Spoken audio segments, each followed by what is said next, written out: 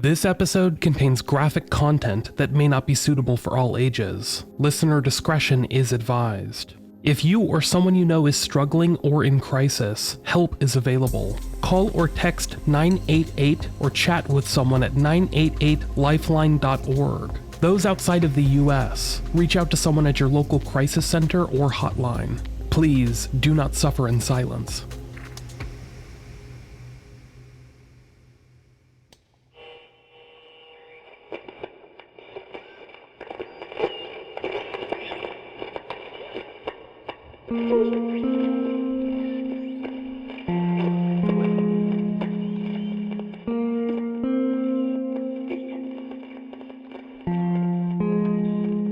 North of Phoenix, Arizona are a number of abandoned mining towns, ghost towns, which were once home to dozens if not hundreds or even thousands of people, but have since been abandoned by the world.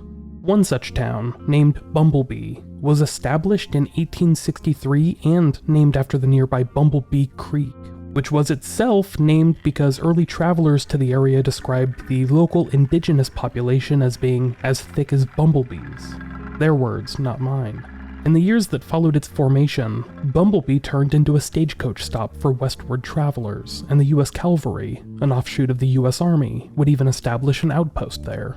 But as the years passed, stagecoaches fell out of fashion, and with them, so did Bumblebee, Arizona. Several attempts were made to turn Bumblebee into a tourist town, but they all seemed to fail. Yet a century after its initial collapse, the area surrounding Bumblebee would become a scenic location for outdoor enthusiasts, as the region surrounding Phoenix began to thrive. Bumblebee, roughly an hour north, was a location that many would head to for hiking or stargazing, or even a place to take their off-road vehicles out into the desert, far enough away from the cities and suburbs that surround Phoenix. One road, named after the ghost town itself, continues to serve as the perfect launchpad for many of these outdoor adventures, taking travelers away from Interstate 17 and out into the desert toward the Bradshaw Mountains. Yet it is here that a grisly murder took place more than 2 decades ago, which remains unsolved to this day. This is the story of the Bumblebee Road murders.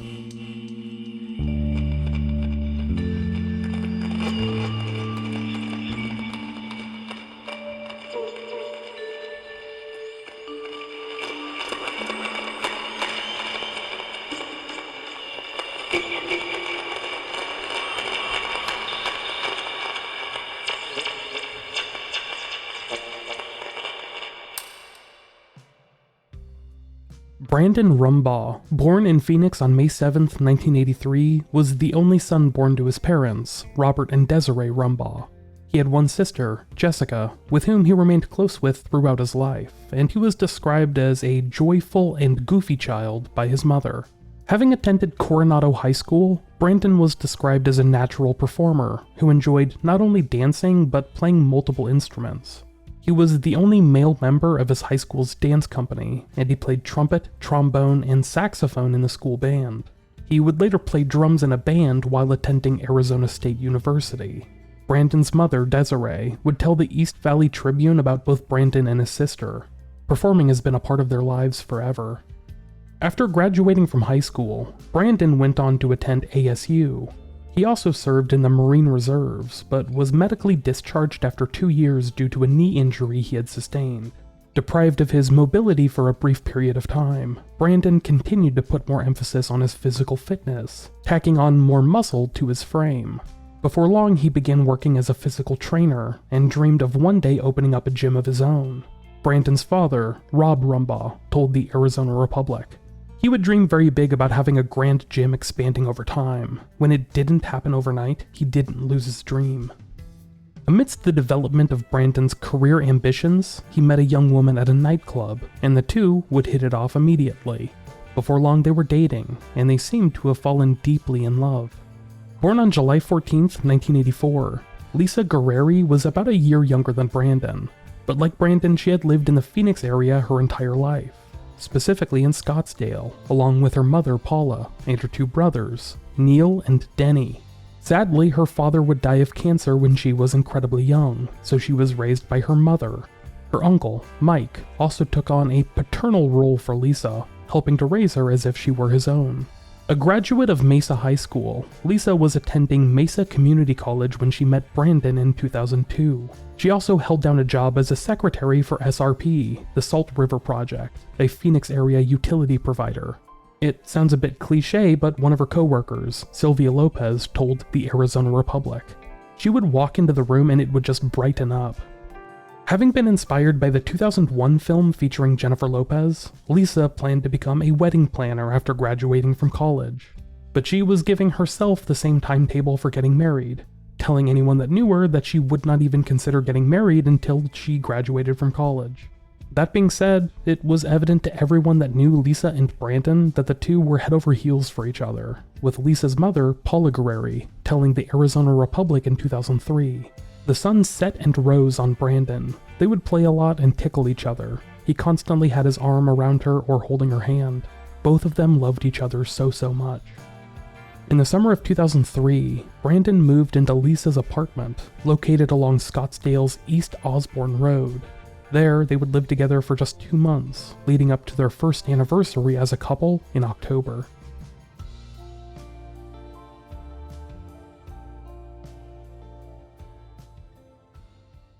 On Friday, October 17th, 2003, Brandon and Lisa made plans to celebrate their first anniversary as a couple.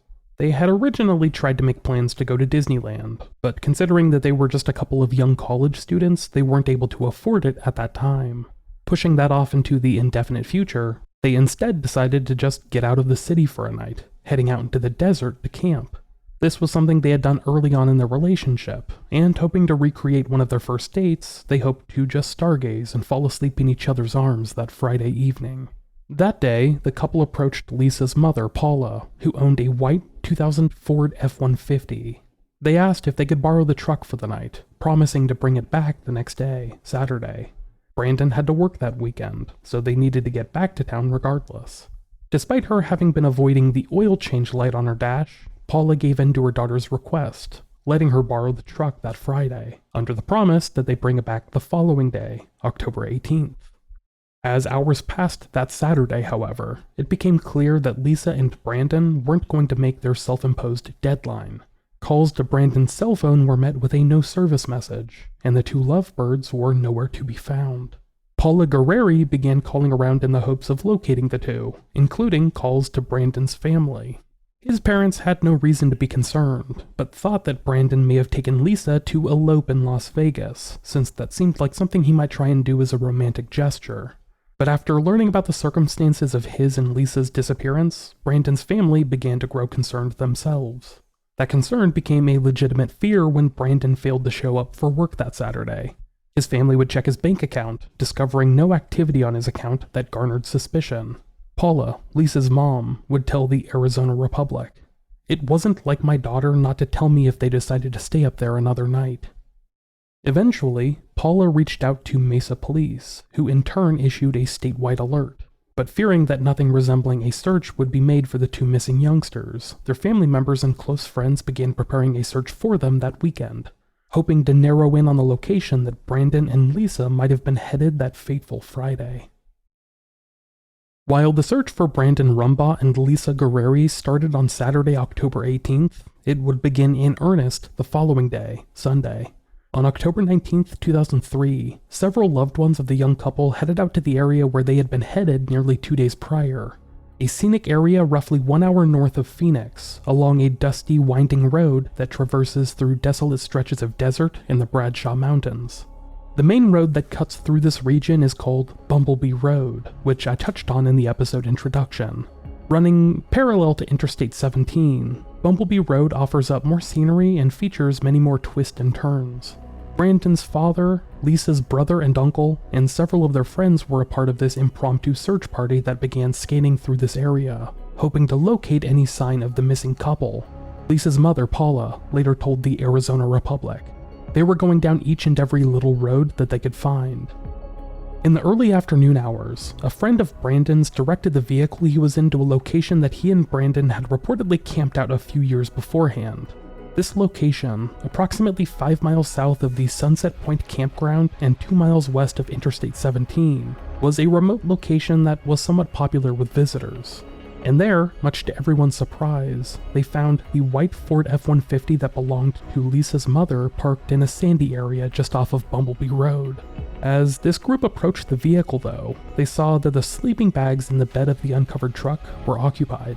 Inside were the bodies of 20-year-old Brandon Rumbaugh and 19-year-old Lisa Gurrieri, who the friends originally thought were just sleeping. As they would discover though, both had already been dead for hours. This group of friends would track down a nearby police officer, who began directing authorities to the scene.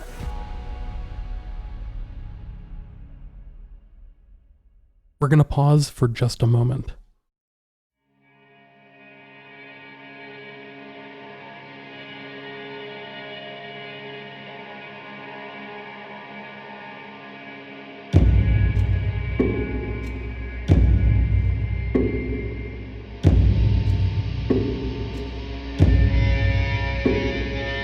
The investigation into the murders of Brandon and Lisa were overseen by the Yavapai County Sheriff's Office, who initially stated that there seemed to have been no sign of apparent trauma to either victim.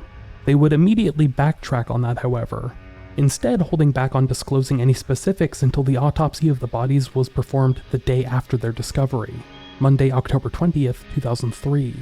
The autopsy would determine that both Brandon and Lisa had been killed sometime between 7 p.m. on Friday, October 17th, and 8 a.m. on Saturday, October 18th.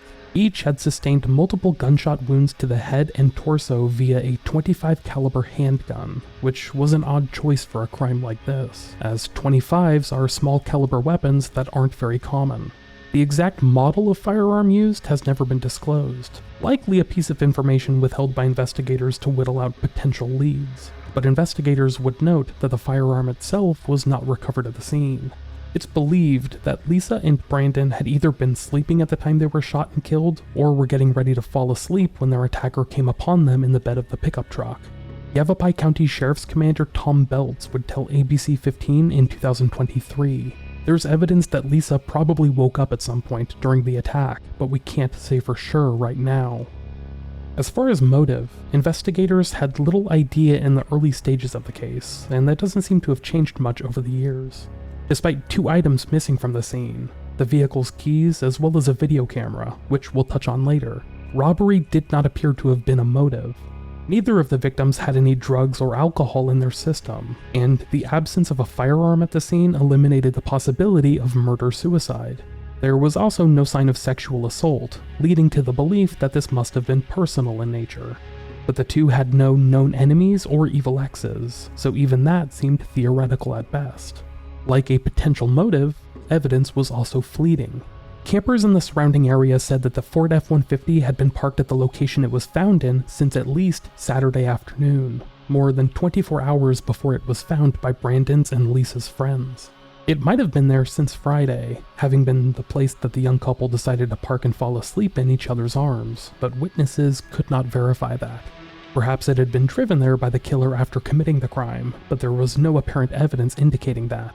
Police were unable to discover any suspicious tire tracks or footprints leading to or from the crime scene, nor did they reportedly recover any shell casings. The area surrounding the truck was maintained as best as possible by investigators, but even they admitted that the influx of campers in the area that weekend, numbering as many as 1,000, made it hard to trace leads to any one specific person. Similarly, witnesses that had seen anything suspicious were hard to come by, with the truck containing the bodies having just sat there in isolation for at least an entire day. Because the bodies were hidden in the truck bed, inside their sleeping bags, nobody in the area had reason to suspect anything nefarious was afoot. Investigators would appeal for any of Brandon's or Lisa's friends and associates to contact them, as well as anyone that had been traveling along Bumblebee Road between Friday afternoon and late Sunday. Yavapai Sheriff's Lieutenant Steve Francis would tell the public, "Because this is such a popular weekend area and so many come here, we want the public's help if they were up here camping and saw anything at all." Within 1 week, however, investigators would admit that their investigation was in a holding pattern, as they waited for more evidence to begin filing in. An investigator would tell reporters just days after the crime itself, "Do we believe that it was a random act and that there was a crazy person out there? Not necessarily. Can we rule it out? Not necessarily."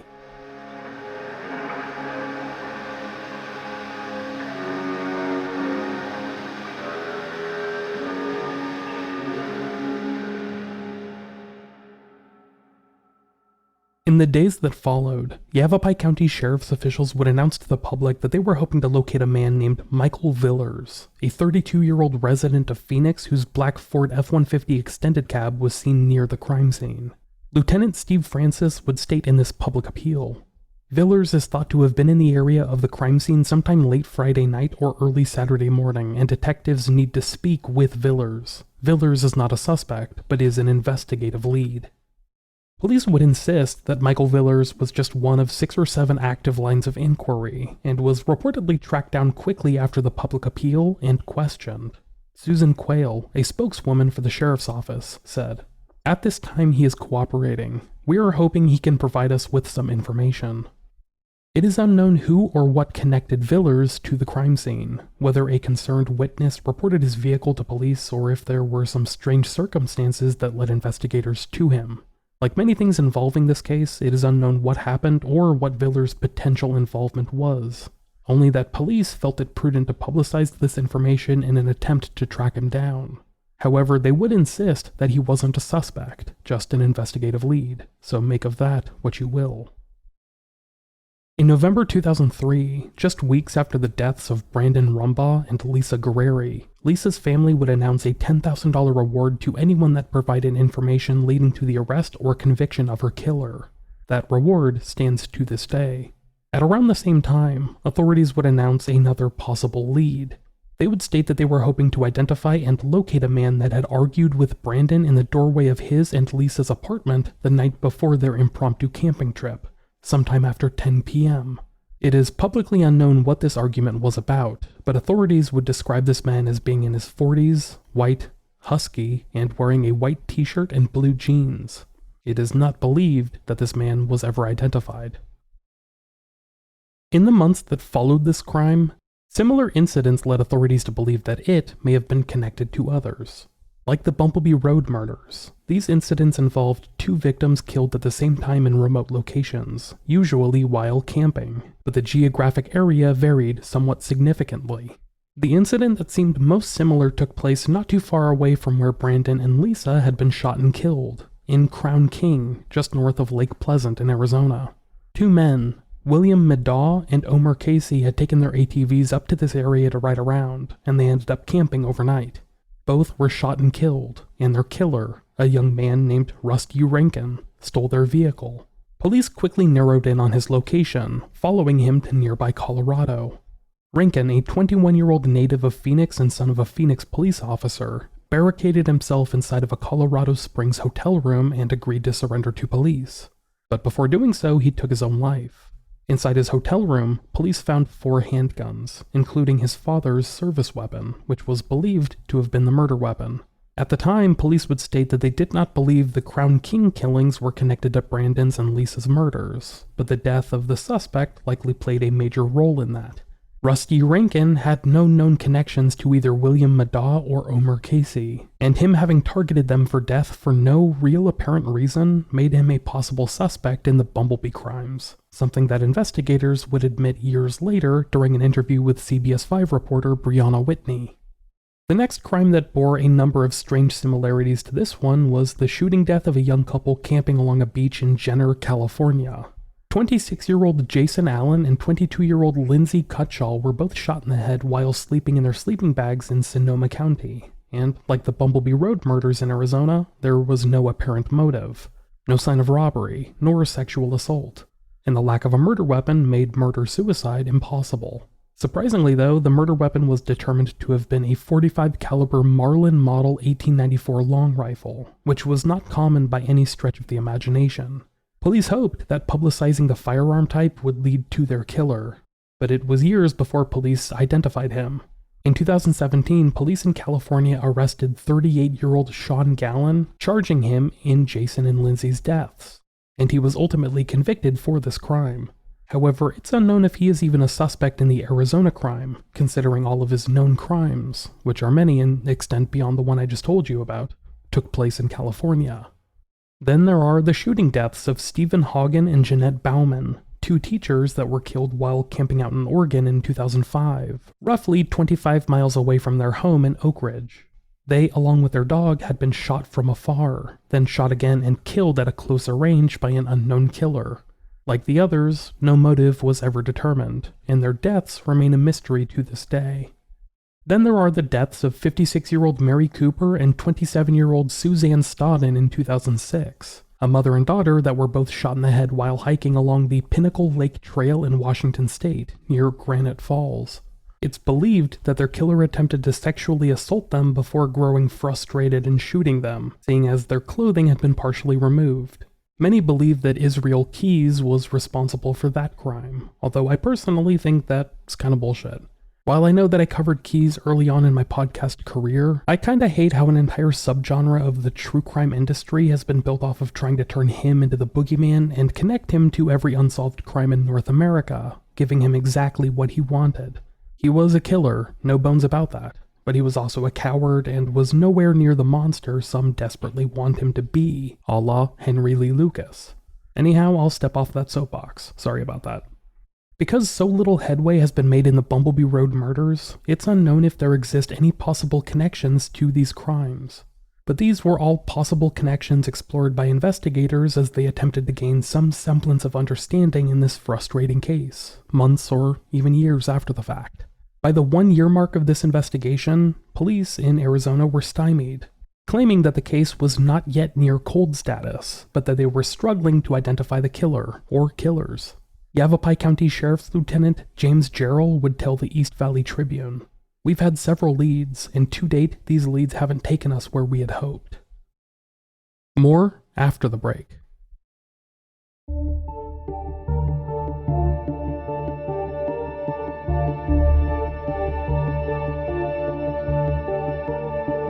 In recent years, investigators have begun to share more of what they found at or near the crime scene, or rather, what they didn't find. As I touched on earlier, only a couple of items were missing from the crime scene, leading to the belief that this crime had not been carried out in connection with an attempted robbery. But the 2 items found missing from the scene were intriguing to investigators. First were the keys to the truck that Brandon and Lisa were found in. Then there was a VHS video camera that the couple had borrowed from someone. Its case was still there at the scene, but the camera itself was missing. In the years since, it has not been located. Strangely though, there was an item found near the crime scene, roughly 100 feet away from the abandoned pickup truck. This was a broken disposable camera, which had been purchased by Lisa and Brandon just hours before their deaths at a grocery store in Scottsdale. Surveillance cameras captured them perusing the store and buying things they would take with them on their overnight camping trip that evening, including the disposable camera. Despite the camera being broken, likely thrown from the location of the truck to where it was later found by police, authorities were able to develop the pictures on it. It's unknown just how many pictures had been taken with the camera before it was thrown, but 2 were pictures of the victims. In one of the pictures, Lisa is seen sitting in the back corner of the pickup truck, smiling and posing for the camera. In another, Brandon is seen mean-mugging the camera, something that I often do sarcastically whenever anyone tells me to smile for a picture. To me, it looks like 2 candid shots a young couple took while just goofing around, with the backdrop of the dark desert behind them. However, investigators speculate that these 2 pictures were taken just a short time before their deaths. Also located in the camera roll was an overexposed image of a CFL light fixture taken inside of a building. It's unknown what building this was, but police at one point speculated it might have been a restaurant in Bumblebee, which has since transformed into a different business. However, this remains unconfirmed years later. I'll share the photos on the podcast website, unresolved.me. Please check them out if you're interested in seeing them. If the picture of the light fixture looks familiar, please reach out to authorities.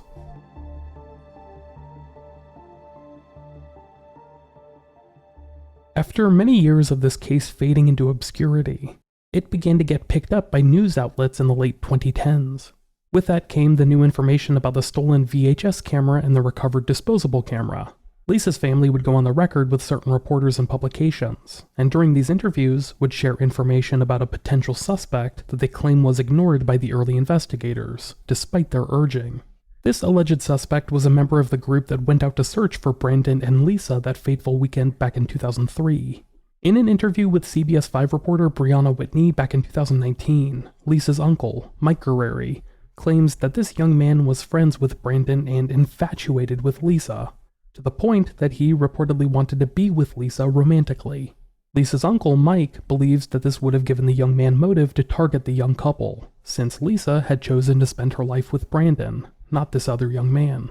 During this interview, Mike Gurrieri claims that this man moved out of town almost immediately after the murder, and eventually resurfaced up in Washington state. When investigators tracked him down and questioned him, they reportedly subjected him to a polygraph test, and when he passed, that was enough for them to clear him as a suspect. At the time this information came to light in 2019, investigators claimed that a polygraph test should not have been enough to clear this individual of any involvement. For that reason, they insisted that he, along with every other possible suspect, had not been cleared of suspicion. But the time that had already elapsed makes it likely that evidence has been disposed of, and that the possibility of connecting this man to the crime has likely faded with time, assuming his guilt, of course. While some believe that this crime was targeted in nature, there exists another possibility, one that I have posited in other cases in the past. To me, this is the most terrifying option, that the killing of Brandon Rumbaugh and Lisa Gurrieri was inherently random, not beset by any personal grievance or standard motivation, but rather that their killer or killers simply happened upon them, and rolled the dice that they would be able to commit this crime and get away with it. A gamble that has proven correct over more than 2 decades now. Is it possible that some kind of random criminal or killer targeted them for possibly no real motive whatsoever? During my digging into this case, I learned a bit about Joseph Henry Burgess, a New Jersey native that fled to Canada in the late 1960s to avoid being drafted into the Vietnam War. After the U.S. Marines put out an active warrant for his arrest, Burgess became a fugitive from justice, eventually making his way out to British Columbia, where he settled into a bit of a hippie commune for a time. However, having attended a Jesuit college back in New Jersey, Burgess was a bit of a religious nut who quickly found himself excused from the commune due to his extremist viewpoints. While Burgess was seen as being a bit odd, no one had reason to believe that he was a threat to others until 1972, when he was linked to the slaying of a young man and woman in British Columbia, in a crime that strangely resembles many of the others I've touched on in this episode, including the Bumblebee Road murders. 20-year-old Anne Durant and 19-year-old Leif Carlson were 2 young college students camping along a beach in BC, sharing a tent and a sleeping bag while unmarried.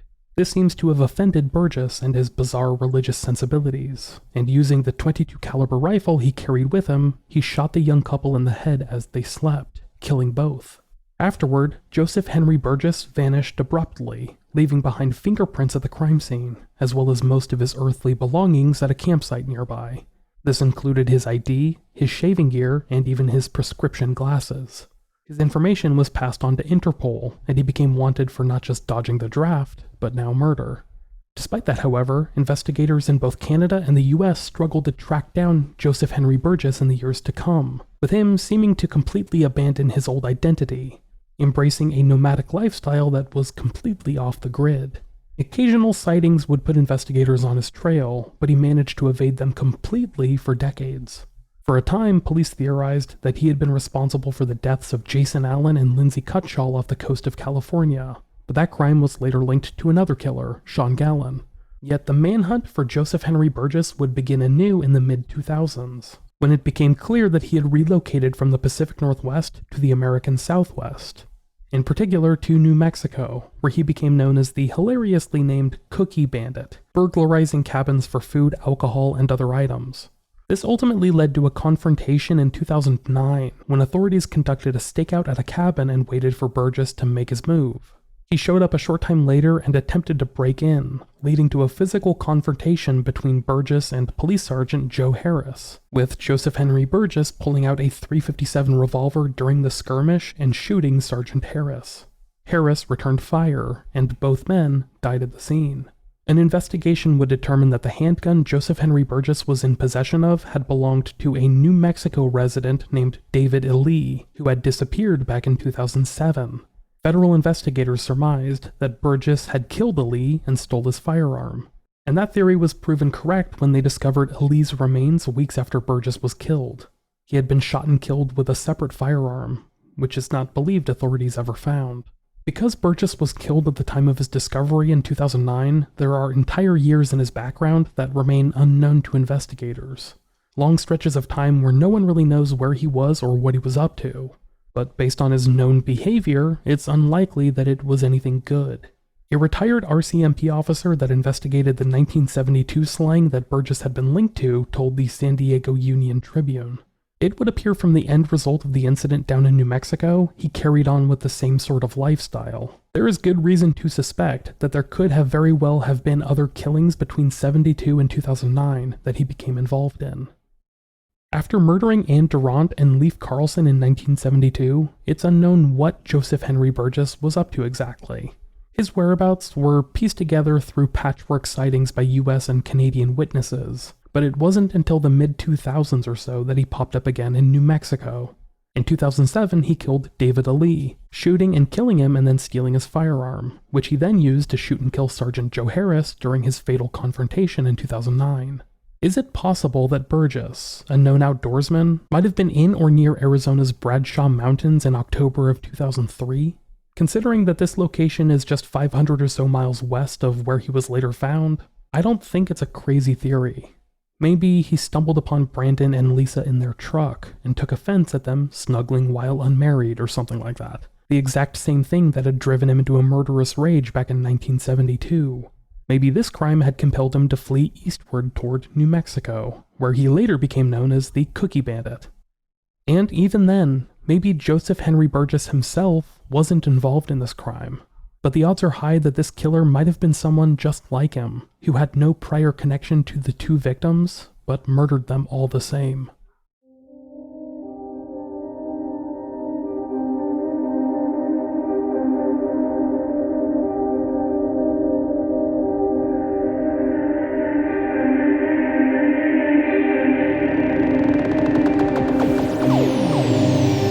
It has been over 2 decades since Brandon and Lisa were unceremoniously murdered on the first anniversary of their relationship. Their lives ended prematurely by someone that has managed to elude culpability for their involvement in this crime. Paula Gurrieri, Lisa's mother, said in 2017, "There is no reason why these 2 kids that were loved by so many should be where they are. These kids are no longer breathing. They're in the ground somewhere. And the person that did this is out there breathing every single day. It's not fair, it's just not fair." In that same Arizona Republic article, published 14 years after the murder, Sergeant Jamie Rothschild of the Yavapai County Sheriff's Office called for potential witnesses, or anyone with information for that matter, to come forward. What you may perceive as a very small puzzle piece might work very well in the detective's overall picture of this investigation, so we need any information, whether it's seemingly insignificant or huge. All that information will help. In more recent articles, investigators have hinted at the possibility of using modern-day forensic testing to help track down this killer, utilizing forensic samples from items at the crime scene, such as the victim's clothing and items from the vehicle that the killer may have interacted with. It's possible that the usage of genetic genealogy can help further narrow down the potential suspects, finally leading authorities to the person or persons that perpetrated this heinous crime. Anyone with information in this case is encouraged to reach out to Yavapai Silent Witness. You can leave a tip anonymously at yavapaisw.com, that's yavapaisw.com, or call 800-932-3232. If so, you will be eligible for the $10,000 cash reward that exists in this case. Even if you feel like your information isn't pertinent, or it isn't massive, submit it to investigators regardless. This case might just need your little bit of information to put things together. And 10 grand ain't nothing to slouch at. Help yourself to it, and help the families of the victims obtain, if not closure for their murdered loved ones, then at least justice for their unsolved murders. Until such a time, the stories of Brandon Rumbaugh and Lisa Gurrieri will remain unresolved.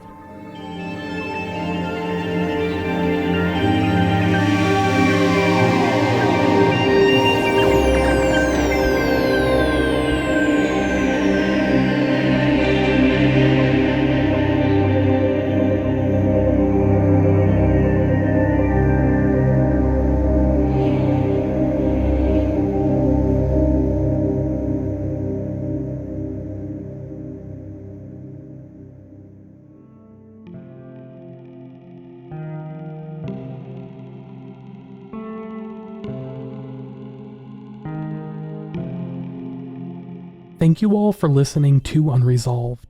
I have been your host, Micheal Whelan. Research, writing, and production for this podcast was handled by myself, as Unresolved is a fully independent production. The music you're hearing right now, the Unresolved theme song, was composed by Ailsa Traves. To learn more about this podcast or myself, visit the Unresolved website at unresolved.me. There you can learn how to support this podcast through PayPal or Patreon, the latter of which allows you to receive bonuses such as bonus episodes, access to my Patreon-only podcast Resolved, or a producer credit. On that note, I would like to thank this week's producers, who are as follows: Roberta Jansen, Sarah Moscaratolo, Ben Crocum, Scott Meesey, Marion Welsh, Jacinda Klass, Lauren Nicole, James Weiss, Alex Kalaragopoulos, Annie Broad, Crystal J, Kevin Tweedy, Stephen Diaz, Heather Fiddler, Anna T, Cece, Crystal Austin, Marcus Mitchell, and Tabitha Colvin. Thank you all so much for helping to support what is and continues to be a fully independent one-man production. If you're unable to help support the show through Patreon or PayPal, that's totally fine. Just please continue spreading the word to your friends or family, or even on sites like Reddit. Go to the True Crime Podcast subreddit and spread the good word. If you want to go an extra mile, try and leave the podcast a good review on Apple Podcasts or Spotify, or wherever you're listening now. All of those truly do help. Anyhow, this episode was delayed because I lost my best friend, my dog Rocky, back on Christmas night. That was followed by me getting sick a week or so later, and I've been trying to nurse myself back to relative health before recording again. But now we're back, and we should have new episodes out with relative regularity moving forward. Until next time, I hope you all stay healthy, stay active, and stay safe. And for those of you in the US just like me, please heed my advice in the weeks and months to come. Don't let the bastards ever grind you down. Focus on you and yours. And as always, take care.